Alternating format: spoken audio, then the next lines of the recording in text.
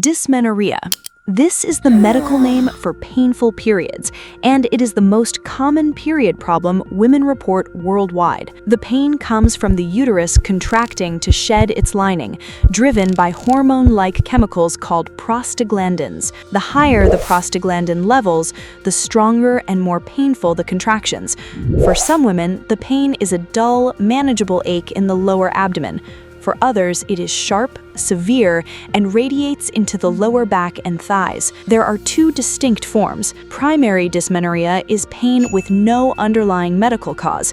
It is simply how that particular body responds to menstruation, and it often starts in adolescence. Secondary dysmenorrhea is pain caused by an identifiable condition, such as endometriosis or fibroids. This type tends to develop later in life and often gets progressively worse over time, rather than staying consistent. The difference between the two matters because the treatment approach is entirely different. Heavy menstrual bleeding, medically called menorrhagia, this goes far beyond having a heavier than average flow for a day or two. Women with this condition bleed so heavily that normal daily activities become difficult to manage. Soaking through a pad or tampon within an hour, passing large clots regularly, or bleeding that lasts longer than 7 days are the defining signs. The causes range from hormonal imbalances and uterine fibroids to thyroid disorders and clotting conditions. One of the most significant consequences that often goes unaddressed is iron deficiency anemia. When the body loses large amounts of blood repeatedly every month, iron stores deplete faster than they can be replaced through diet alone. This leads to fatigue, dizziness, difficulty concentrating, and a general sense of exhaustion that many women simply learn to live with without ever connecting it back to their period. Irregular periods. A typical menstrual cycle runs anywhere from 21 to 35 days. When cycles fall outside that range consistently, arrive unpredictably, or skip months entirely, they are considered irregular. The causes are numerous. Stress is one of the most common because high cortisol levels interfere directly with the hormonal signals that regulate ovulation. Significant weight changes in either direction, excessive exercise, thyroid dysfunction, and polycystic ovary syndrome are also frequent contributors. Some women have always had irregular cycles and consider it simply how their body works. Others develop irregularity after a period of normal cycles, which is often a more meaningful signal. Tracking the pattern over several months gives a clearer picture of whether the irregularity is occasional and stress-related or consistent enough to suggest an underlying hormonal issue worth investigating. Amenorrhea.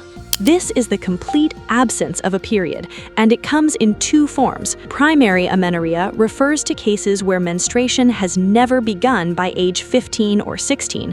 Secondary amenorrhea is when a woman who has previously had regular periods stops getting them for 3 months or longer. Pregnancy is always the first thing to rule out. Beyond that, the causes include extreme physical stress on the body, such as intense athletic training, very low body weight or disordered eating, significantly elevated cortisol from chronic stress, hormonal conditions like PCOS, and in some cases, problems with the pituitary gland.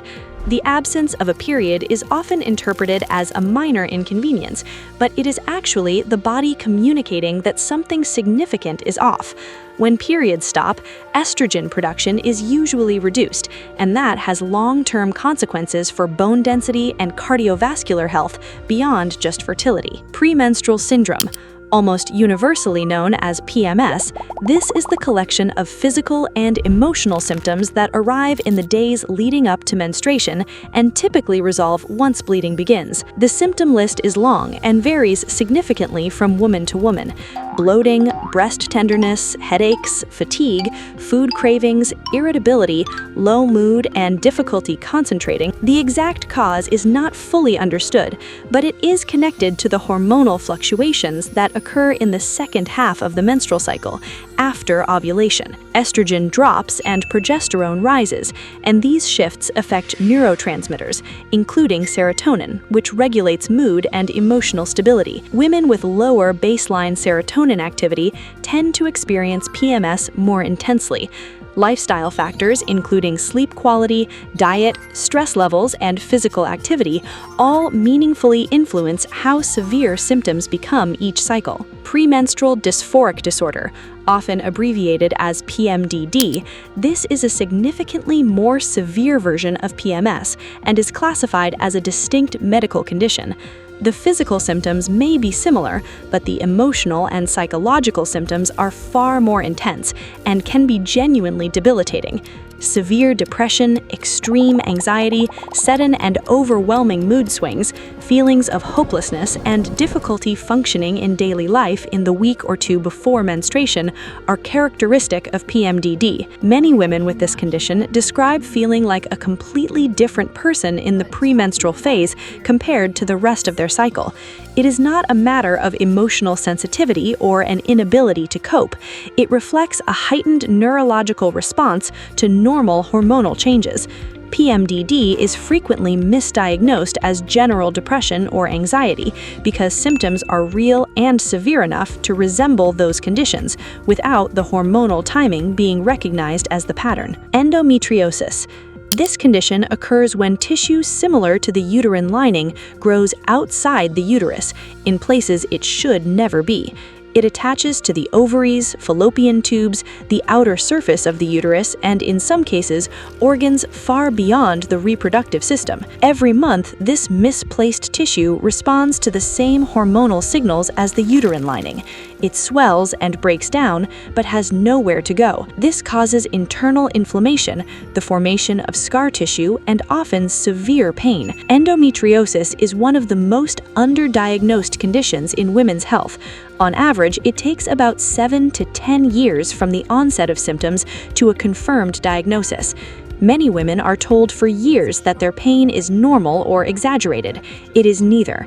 Beyond pain, endometriosis is one of the leading causes of fertility difficulties, and the degree of pain does not always correspond to the severity of the condition.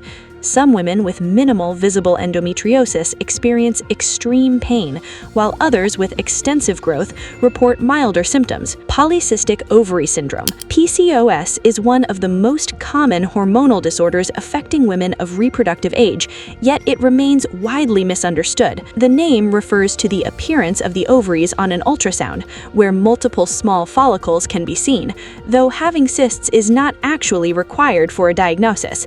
The core issue is a hormonal imbalance, typically involving elevated androgens, which are male hormones present in all women, but in higher amounts in those with PCOS. This imbalance disrupts ovulation, which leads to irregular or absent periods, difficulty conceiving, acne, excess facial or body hair, and in many cases, insulin resistance. Weight gain, particularly around the abdomen, is common, and losing weight is often significantly harder for women with PCOS than for those without.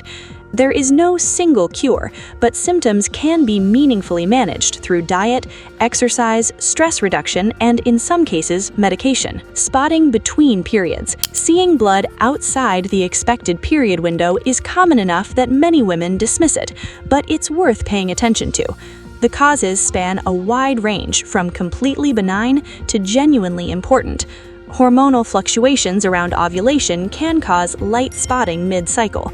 Starting or stopping hormonal contraceptives is another frequent cause, as the body adjusts to new hormonal levels. Spotting can also result from a cervical polyp, a small, non-cancerous growth on the cervix that bleeds easily when irritated.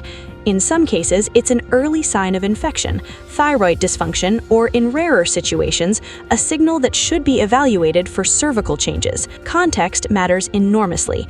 Occasional light spotting that correlates with ovulation or a medication change is usually low concern. Spotting that is new, persistent, happens after intercourse, or occurs after menopause warrants prompt medical attention. Perimenopause-related period changes. In the years leading up to menopause, which can begin anywhere from the late 30s to the mid-50s, the menstrual cycle begins shifting in ways that can be confusing and sometimes alarming. Estrogen levels fluctuate unpredictably rather than declining in a smooth, gradual line. Periods may become irregular, arriving earlier or later than expected. Flow can change dramatically, becoming heavier in some cycles and very light in others. Some months may be skipped entirely, followed by a cycle that returns with significant intensity. Hot flashes, sleep disruption, mood changes, and brain fog often accompany these cycle shifts. Many women don't realize they're in perimenopause because they associate menopause with the complete end of periods, rather than the transitional phase preceding it. Understanding that this phase is normal, even when it's uncomfortable and unpredictable, helps women recognize what their body is moving through, rather than assuming something has suddenly gone wrong.